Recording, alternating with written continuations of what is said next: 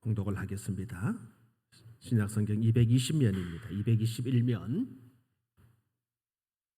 봉독하겠습니다. 이 일이 있은 후에 바울이 마게도냐와 아가야를 거쳐 예루살렘에 가기로 작정하여 이르되 내가 거기 갔다가 후에 로마도 보아야 하리라 하고 자기를 돕는 사람 중에서 디모데와 에라스도 두 사람을 마게도냐로 보내고 자기는 아시아에 얼마 동안 더 있으니라. 아멘. 축복합니다. 우리에게 축하할 일들이 많고 또 기뻐할 일들이 더 많아지기를 바랍니다. 하나님이 우리에게 하나님의 자녀라고 하는 큰 복을 주셨기 때문에 우리는 그 복을 누릴 자격이 있고 얼마든지 또 누릴 그런 능력이 있습니다. 마음껏 누리십시오. 마음껏 누리고 또 감사하시기를 바랍니다. 새벽기도 시간마다 지금 사도행전을 강의하고 있습니다.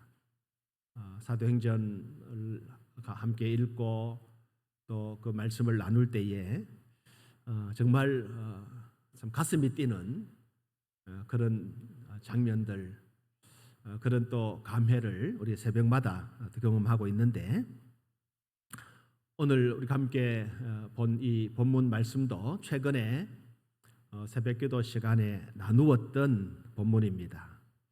오늘 주일 예배 시간에 우리 성도들과 함께 한 번 더 상고하고자 해서 본문을 가지고 다시 회복해야 할 사명이라고 하는 그런 제목으로 은혜를 받고자 합니다.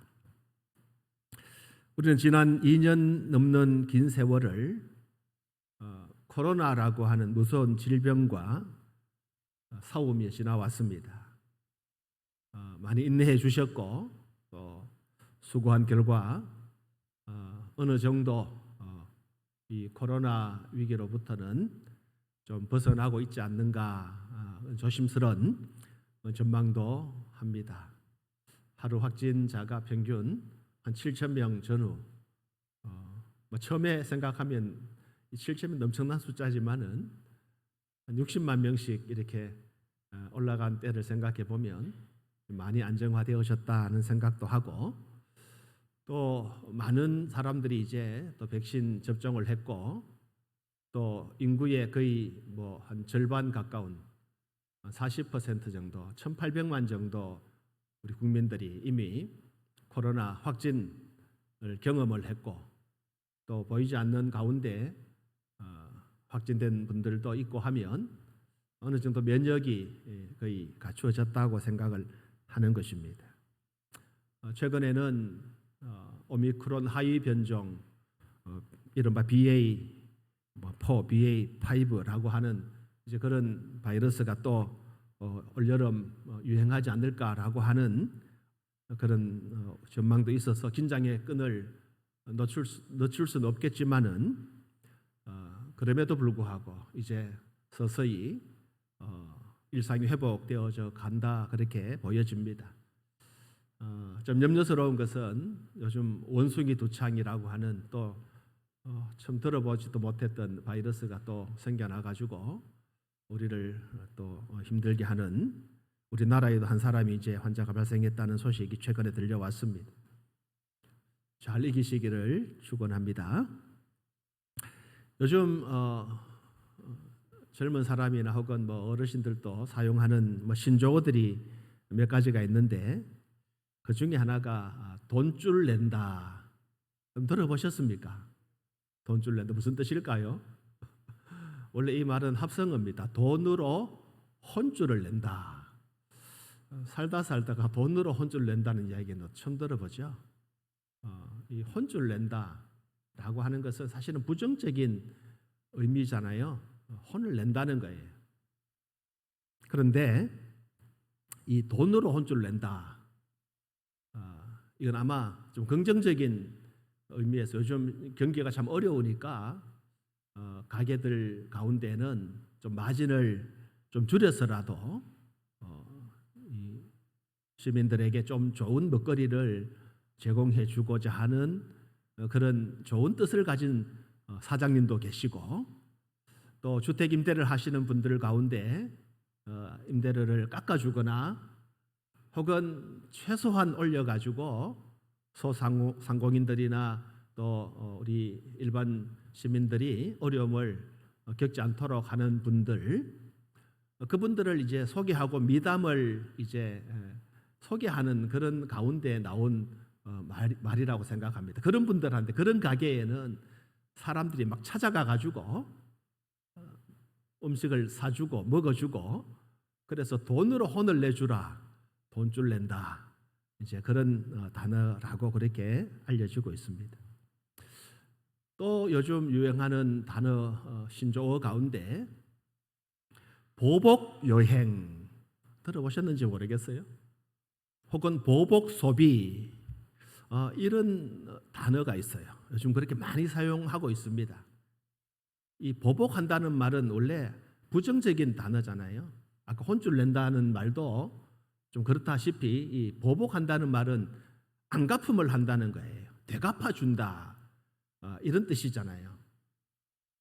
그런데 그 여행의 이 수식어로 보복, 또 소비에 수식하는 말로 보복 여행, 보복 소비. 여러분 무슨 뜻일까요?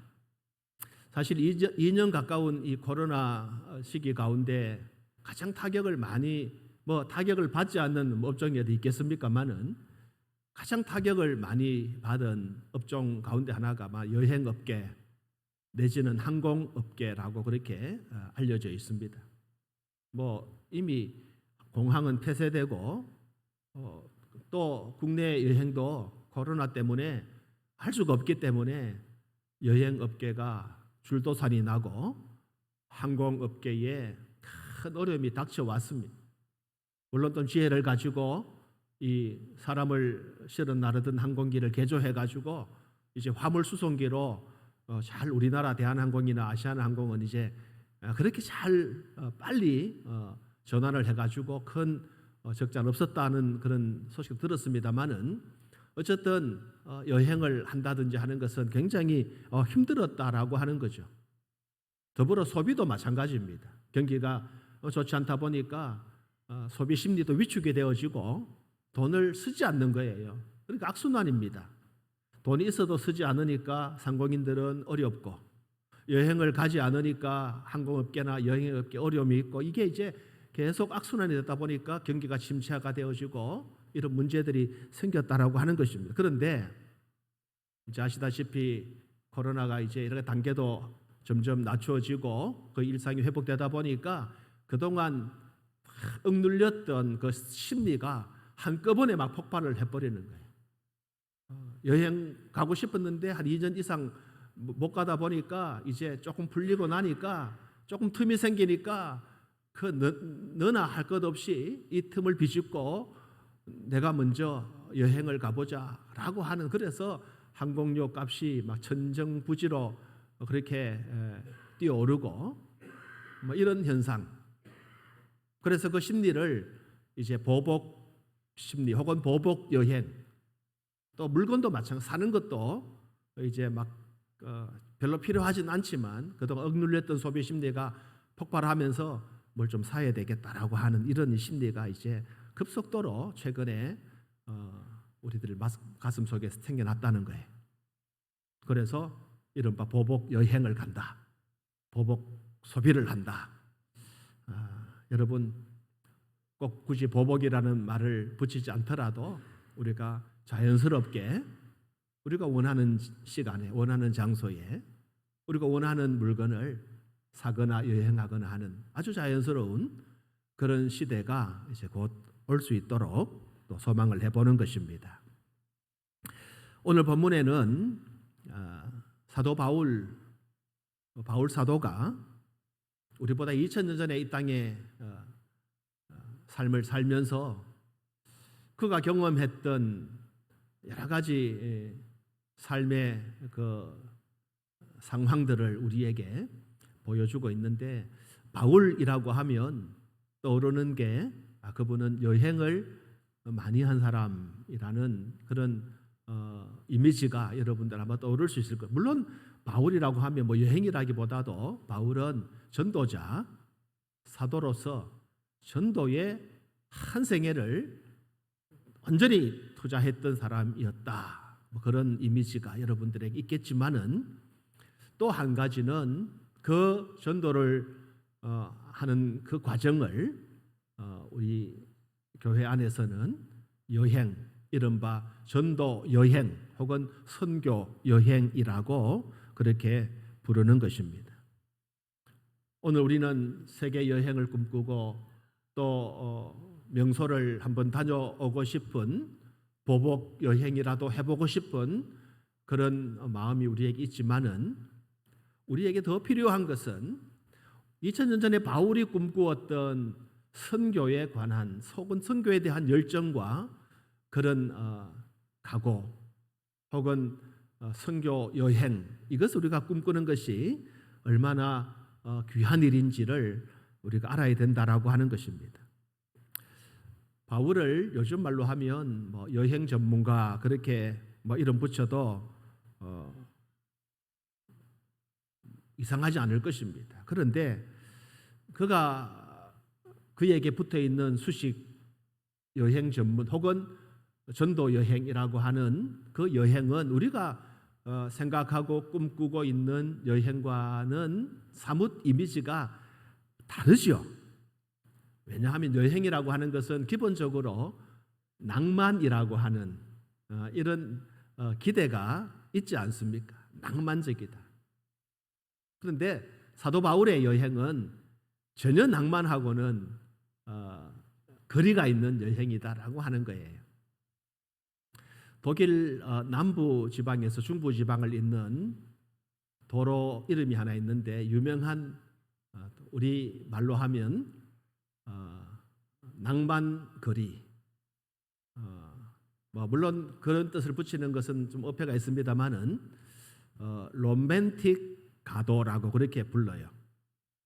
로맨티스 스트라세 독일 말로는 이제 그렇게 말하는데 이 로맨틱 도로, 로맨틱 가도. 물론 로마 시대에 로맨틱이라는 말은 로마 시대에 그 지은 혹은 만든 그런 아름다운 길이라는 의미도 있고 로맨하면 로맨틱하면은 낭만적이다 뭐 이런 것이 다 이제 연상이 되죠. 로마 시대의 길.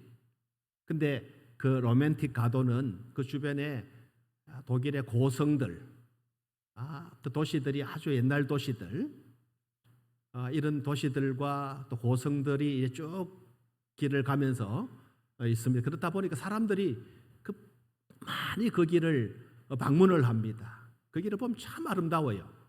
그래서 많은 세계적인 여행가들이 이 로맨틱 가도를 이제 보고 싶어서 독일을 방문하기도 하고 그 길을 걷기도 하는데 사도 바울의 이 여행은 이런 길이 결코 아니었다라고 하는 것입니다. 많은 사람들이 가고 싶어하는 선망하는 로망이 있는 그런 아름다운 여행지가 아니었습니다.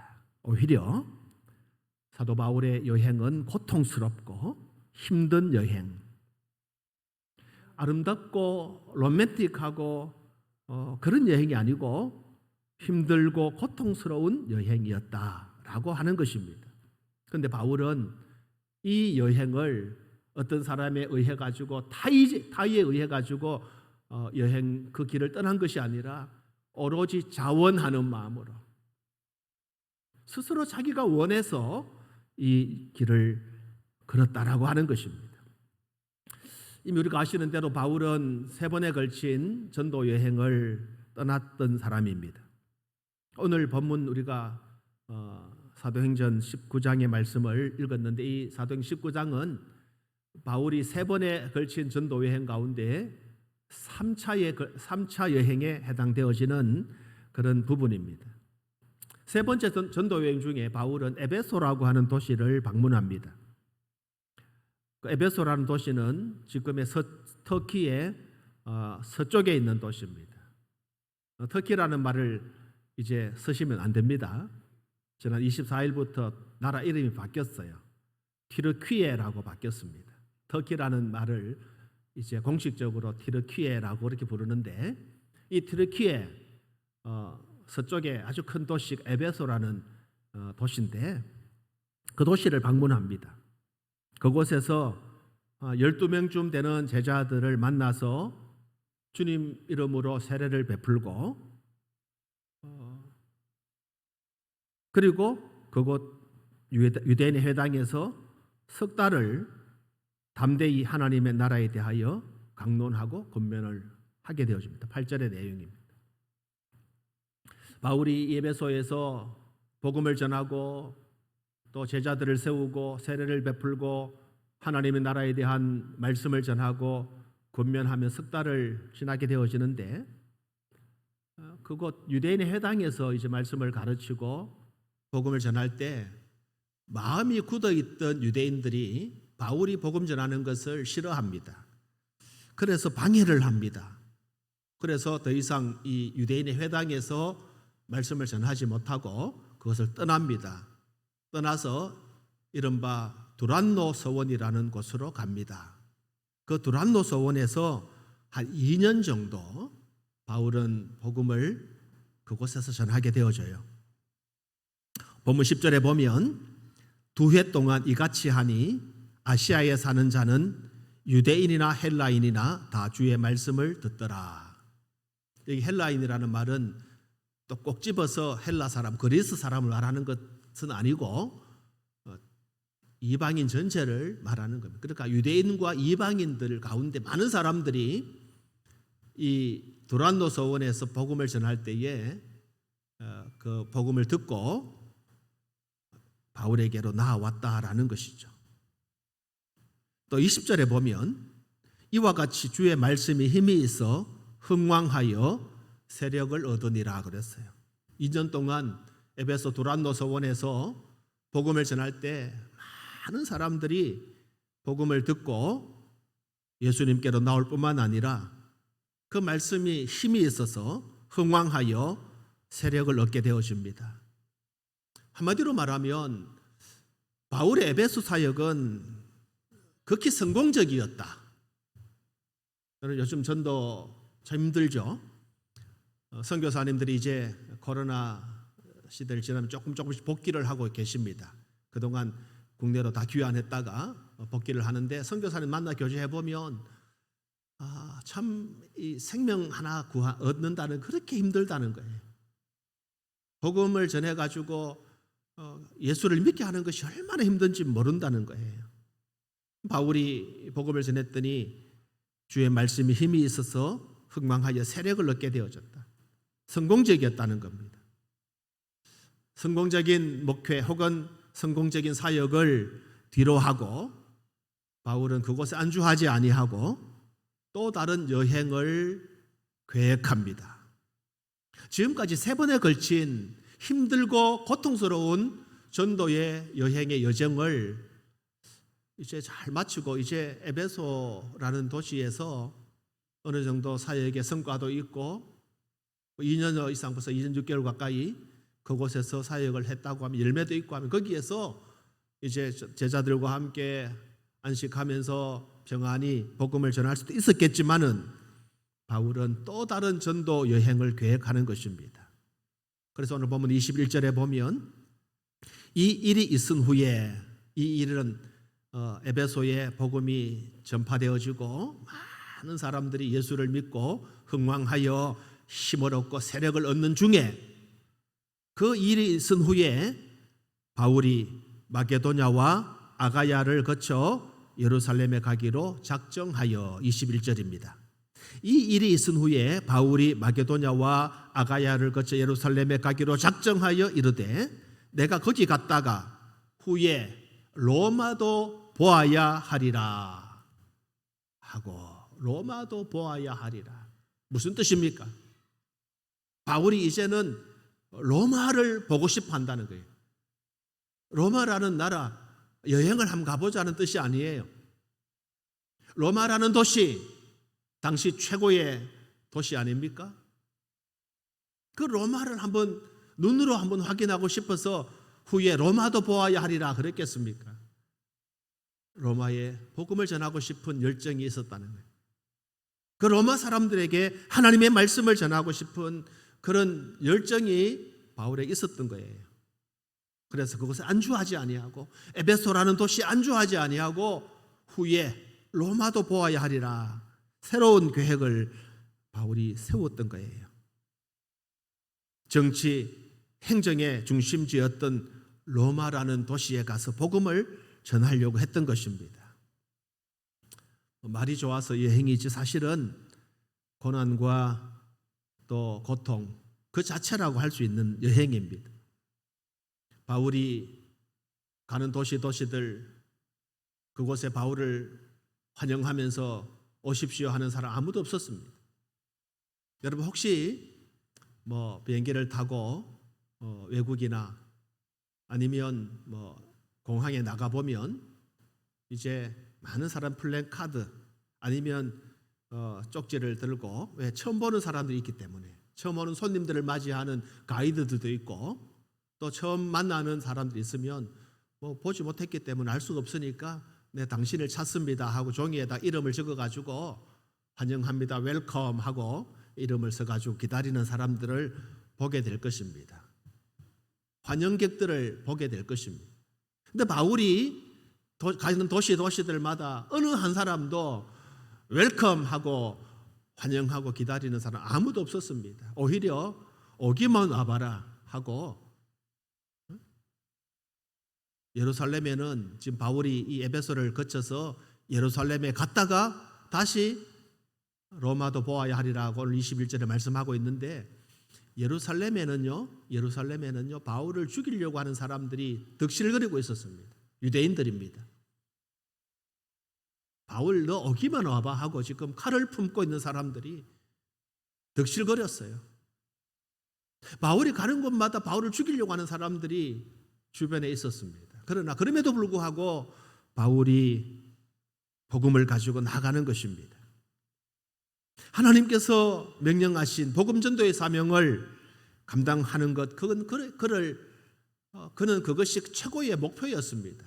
자신이 잘 먹고 잘 사는 것 사람들에게 인정을 받는 것이 목표가 아니라 땅끝까지 만민에게 복음을 전파하라고 하시는 우리 주님의 그 명령을 순종하고 땅끝까지 복음을 전하는 것이 바울의 최고의 목표였습니다. 그래서 그 각오를 가지고 로마도 보아야 하리라. 로마에 가서 로마 사람들에게 복음을 전하겠다라고 선언을 하고 있는 것입니다.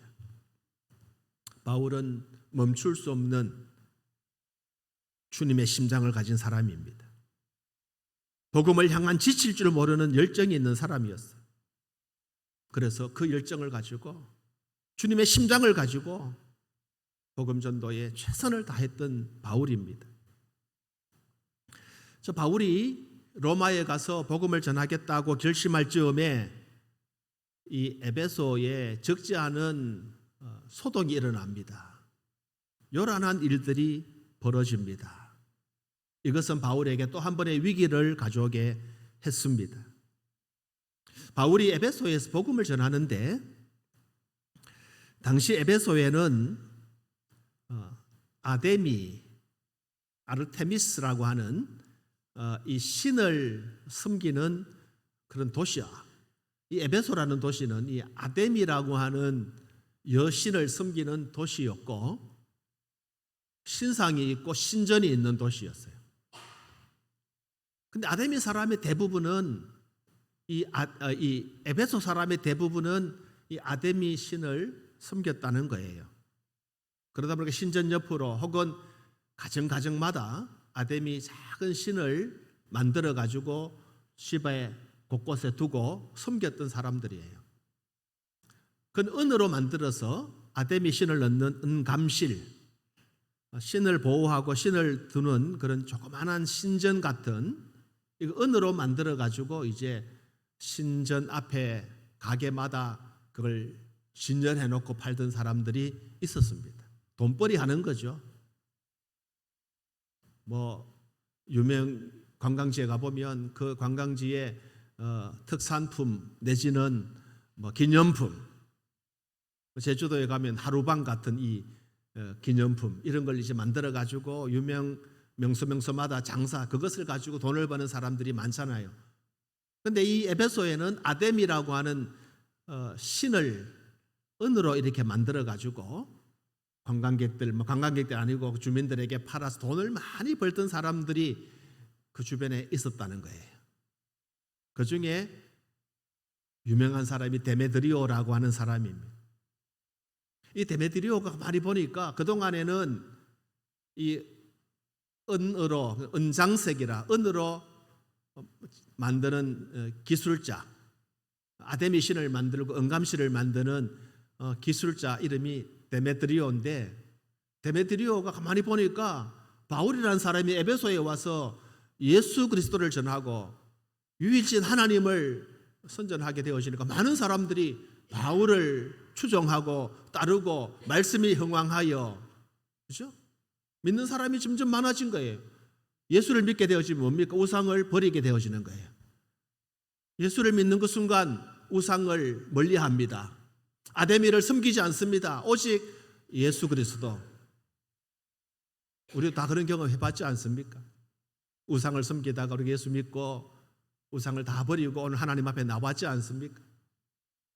그러니까 이 에베소 도시에 이 은을 가지고 아데미를 만들어 팔던 사람들이 장사가 안 되는 거예요. 이 데메드리오가 그래서 자기 업종에 소속되어져 있는 직공들을 다 불러 모읍니다. 여보시오, 큰일 났다. 저 바울이라는 사람이 우리 도시에 들어와 가지고 우리가 그동안 적잖은 돈벌이를 하고 잘 살았는데 저 바울 때문에 아데미 신이 팔리지도 않고 아데미 신도 천하여지고 큰일 났다. 그러니까 같은 직종에 있고 같은 업계에 있던 사람들이 뭐 하청을 주고 하청을 받고 하는 이 사람들이 데메드리오를 중심으로 이제 위기감을 느낀 거예요. 그래서 데모를 일으키는 겁니다. 그 사람들이 모여가지고 데모를 일으켜요. 소요를 일으켰다는 거예요. 저 바울이라는 사람이 우리가 믿는 이 아데미 신을 폄하하고 믿지 말라 하더라 하고 우상이라 하고 막 그렇게 하니까 사람들이 이 에베소 사람들이 그 말을 듣고 막 분노를 하는 겁니다. 뭐라고? 그게 정말이야? 그러니까 뭔지도 모르고 사람들이 이 소요에 가담하게 되어지는 것입니다. 군중 심리로 막. 그래서 그들이 어디로 들어가느냐 하면 그 에베소 도시의 큰 원형 경기장, 연극장이라고 하는 본문에 기록을 하고 있는데 에베소에 가보시면 지금도 그 원형 경기장이 남아 있습니다. 로마 시대 원형 경기 남아 있는데 대략 한 2만 5천 명 정도 들어가는 엄청난 크기의 원형 경기장입니다. 당시 에베소의 사람 숫자가 살던 주민 숫자가 30에서 40만 정도로 봅니다. 큰 도시였죠. 지금부터 3, 40만은 엄청난 대도시인데 2000년 전에 이 에베소에 한 30만 명 정도 살았다고 하면 큰 도시죠. 그 중에 한 10분의 1 정도가 그 연극장에 들어간 거예요. 들어가 가지고 거기에서 이제 데모를 하는 것입니다. 그것이 이제 23절 이하에 쭉 기록이 되고 있습니다. 근데 누구를 데리고 들어가느냐 하면 29절에 보면 가이오와 아리스다고라고 하는 사람을 데리고 들어갑니다. 아마 이 사람들은 바울을 통해서 예수를 믿었던 사람들이에요. 바울은 들어가지 않습니다. 못 들어가게 해가지고 제자들이 만류해가지고 그 연극에 들어가지 않지만은 이 사람들이 가이오 또 아리스다고 두 사람을 데리고 들어갑니다. 왜 데리고 들어갔을까요? 본때를 보여주려고 그렇게 하지 않겠습니까? 한 2만 명 이상 모이는 그 연극장에 예수 믿는 가이오 데메드리오 이 아리스다고 두 사람을 데리고 들어가서 모르는 사람 앞에서 다시는 복음을 전하지 마라, 다시는 예수를 말하지 마라, 아주 위협을 하기 위해서 들어갔지 않겠습니까? 그 놀라운 일이 일어났습니다. 놀라운 일이 일어났습니다. 오늘 에베소 사람들이 28절에 분노가 가득 차서 크다 에베소 사람이 아데미여 하고 자기 신을 이제 이름을 부르고 시내를 요란하게 하고 선동해서 가이오 아리스다고 사람을 잡아 연극장에 들어가서 위협을 하고 복음을 전하지 못하게 했는데, 처음에 이 연극장에 들어온 사람들은 뭐 자기들이 막 분노해서 들어왔어요. 이 도시의 아데미 신이 얼마나 위대한 신인데 저 바울이 아데미를 천한 신으로 우상으로 그리고 우리의 장사도 망치게 한다 해가지고 분노하며 들어왔는데, 얼마 지나지 않아서 이 소요 사태가 진정이 되어집니다. 진정이 되어지는데, 왜 어떻게 진정이 되어지느냐? 많은 사람들이 아마 그 꽉 찼을 겁니다. 2만 명, 2만 5천 명 때는. 그래서 소리를 지르고 소요 요란하게 했는데 진정이 되어져요. 근데 얼마쯤 지나서 32절에 이렇게 말합니다. 사람들이 외쳐 어떤 이는 이런 말을 어떤 이는 저런 말을 하니 모인 무리가 분란하여 태반이나 어찌하여 모였는지 알지 못하더라.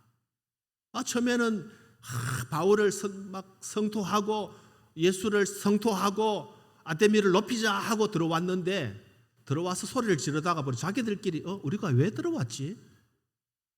내가 뭐 때문에 들어왔지? 그 중에 태반이나 자기들이 뭐 때문에 들어왔는지 알 수가 없었다는 거예요. 소리를 막 지르다가 뭐 때문에 소리를 지르는지 알 수 없었다라고 하는 거예요. 어찌하여 모였는지 알지 못하더라. 어찌하여 모였는지. 하나님이 하신 일입니다. 하나님이 그렇게 하신 거예요. 결국 이 소요 사태는 하나의 해프닝으로 끝나고 말았습니다. 하나님이 함께 하셨기 때문에, 하나님이 개입해 주셨기 때문에. 여러분, 우리가 믿음으로 사는데 어려운 일이 오기도 하죠. 하나님 말씀대로 살았는데 고통이 찾아오기도 합니다. 걱정하지 마십시오. 그런 일에는 하나님이 반드시 개입해 주십니다. 하나님이 반드시 함께 해 주십니다.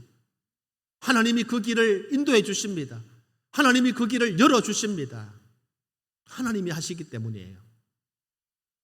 우리가 복음으로 살려고 애를 쓰면 우리 곁에 함께 하신 하나님이 언제나 함께 우리 길을 열어 주신다는 거예요. 누가 이런 일이 있을 것이라고 생각했습니까? 바울을 죽이자고 성토하던 그들이 왜 그곳에 모였는지 알지 못하고, 어떤 사람은 이런 이야기하고 어떤 사람은 저런 이야기하다가 끝이 나고 말았다라고 하는 거예요. 우리가 복음 때문에 어려움을 당하거나 혹 복음 때문에 목숨을 위협받은 적이 그렇게 많지 않았을 것입니다. 그러나 우리들에게도 이런 일이 있을 수 있고 또 그런 어려움 가운데 있는 분들도 있을 것입니다. 그것이 복음 때문이라고 하면 견디십시오. 그것이 복음 때문이라면 참으십시오.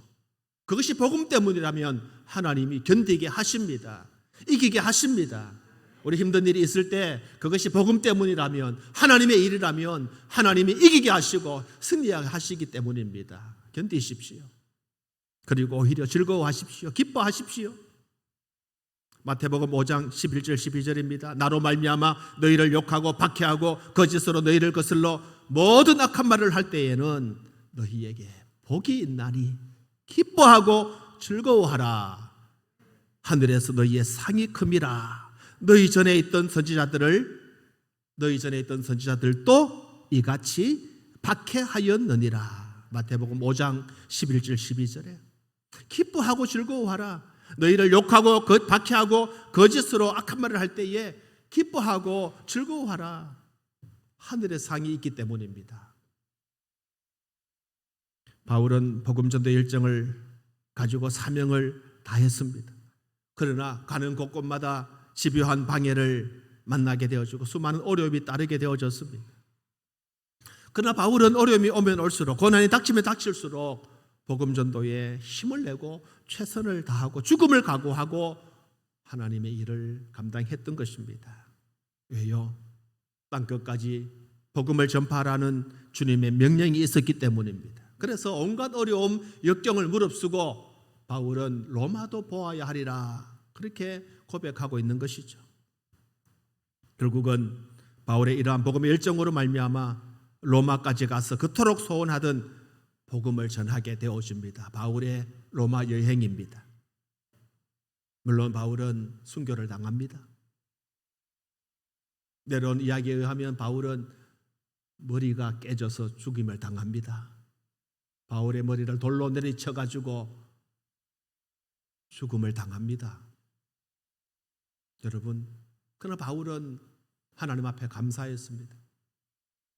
복음을 전하다가 하나님 앞에 고난받는 것, 하나님 앞에 상급이요 기쁨이었기 때문에 바울은 그 죽음을 몰랐기 때문에 간 것이 아닙니다. 죽음은 죽으리라고 하는 각오를 가지고 갔던 것이죠. 성도 여러분, 오늘 어떤 마음으로 주님을 섬기고 있습니까? 이제 예배가 조금씩 회복되고 있고 또 우리가 더 많은 시간 하나님 앞에 서게 되는 시간들이 이제 다시 오게 될 것인데 우리 많이 나태해져 있었고 그저 예배 한번 참석하는 것 주님 앞에 의무를 다한 것이라고 그렇게 생각할 때가 우리에게 있지 않습니까? 여러분, 우리는 하나님 앞에 다시 우리를 새롭게 해야 합니다. 보복 여행, 보복 소비라는 말, 보복이라는 말은 안가품한다는 부정적인 의미를 가지고 있지만 여기서 말하는 보복이라는 말은 더 적극적으로 행한다는 의미를 가지고 있습니다. 그동안 여행을 하지 못했기 때문에 혹은 좋은 물건을 사지 못했기 때문에 혹은 좋은 식당이나 좋은 카페에 가지 못했기 때문에 더 적극적으로 여행을 가고 물건을 사고 더 좋은 식당에 가고 더 좋은 카페에 가서 좋은 시간을 보내고 싶은 마음들이 우리에게 있을 것입니다. 그것이 우리의 삶에 활기를 주고 그것이 우리의 삶에 기쁨을 주기 때문에 우리는 충분히 할 수 있는 일입니다. 그러나 우리는 이 시간 그것보다 그동안 복음을 전하지 못해서 마음이 힘들고 답답했다라는 고백이 있어야 할 것입니다. 여행을 가지 못해서 보복 여행을 가고 소비를 하지 못해서 보복 소비를 하고 그런데 왜 우리는 보복 전도는 하지 않습니까? 전도를 하지 못해서 마음이 아팠던 우리의 마음은 온데간데 없고 그래 그 못했던 것 지금 다시 해보자 보복 전도 이런 말 없습니다만은 우리가 구태여 보복 여행, 보복 소비라는 말을 쓴다고 하면 우리는 믿음 안에서 보복 봉사, 보복 전도, 보복 헌신, 보복 연보, 보복 봉사 여러분 왜 이것은 우리에게 해당이 되지 않는다는 말입니까? 우리가 다시 회복해야 될 사명은 비단 전도의 사명만은 아닐 것입니다. 복음을 전하는 것뿐만 아니라 그 안에서 교제하고 봉사하고 섬기고 구제하고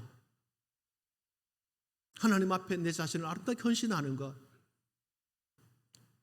복음의 일정을 가지고 바울처럼 로마도 보아야 하리라고 하는 그 다짐이 오늘 우리 가운데 있어야 할 것입니다. 바울이 떠나고자 했던 로마는 어떤 특정한 지역을 말하는 것이 아닙니다. 하나님을 알지 못하고 죽어가는 수많은 영혼들을 말하고 그래서 그들을 향한 우리가 새롭게 회복해야 될 사명은 바로 전도의 사명입니다. 이제 다시 회복합시다. 하나님 앞에서 우리에게 맡긴 사명을 기쁨으로 회복해서 우리도 로마도 보아야 하리라. 바울이 고백했던 그리고 열망했던 그 소원이 오늘 우리들에게도 동일하게 나도 땅끝까지 로마에까지 복음을 전하리라고 하는 그런 믿음으로 주님 앞에 세워져가는 복된 주의 성도들 되시기를 주님의 이름으로 축원합니다. 기도하겠습니다. 하나님 아버지, 주 예수 그리스도의 은혜와 그 사랑 안에서 믿음을 가지고 살아갈 수 있도록 인도하신 것을 감사합니다.